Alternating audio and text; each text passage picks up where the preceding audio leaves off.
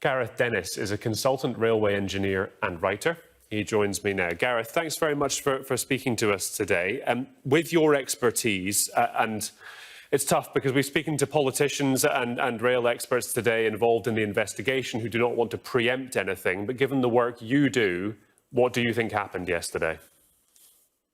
Well, I'm afraid I'm disappointed by saying I'm not going to speculate on what's precisely caused this. However, we have seen several people talking about the weather, of course, the extreme weather we saw. You know, Perth Station in Scotland was flooded.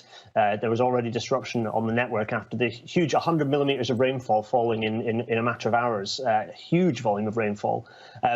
So the train had already been returning, having encountered a landslide. So it is reasonably likely. Don't want to second guess the RAIB, the Rail Accident Investigation Branch's report, but it's reasonably likely that a failure of the earthworks so that's what civil engineers call the embankments or cuttings that support the railway. A failure of one of those might well have resulted in this incident. How much does that happen in the UK, the failure of those sort of steep embankments?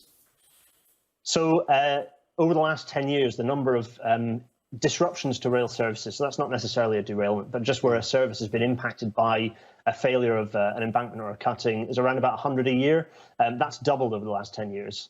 So this is, people wonder why this is happening. Well, it's because we're having more of these extreme weather events. So these high rainfall events, but also it's not just about rainfall, it's also about the dry weather we get. So that cycle of dry weather and wet weather results in it really pushing the capabilities of these quite old earthworks now under a lot of railways. You know, we're talking of earthworks up to 150 or older years, sort of these legacy infrastructure that was built a long time ago, really pushing the boundaries of this. And climate change is really increasing the frequency of these extreme weather events. Yeah, and the fact that you say that, you know, almost double the amount of earthwork failures compared to 10 years ago, I'm guessing the investment in making sure the infrastructure can handle that has not kept pace.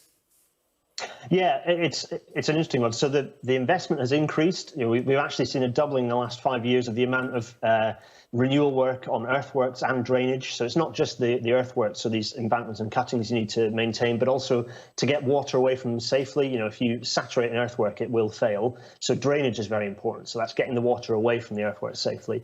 So renewals of both those types of asset on the railway infrastructure has doubled over the last 5 years. The investment in terms of renewals, in fact, very much the focus over the last 5 years, or rather certainly since the end of the last funding period, so from 2019 onwards, has been about renewal work, so for structures as well, so bridges as well as for earthworks. But you're right, it's not keeping pace because we've got a very old asset that is, you know, there are 10,000 kilometres worth of embankments and cuttings on the railways in Britain.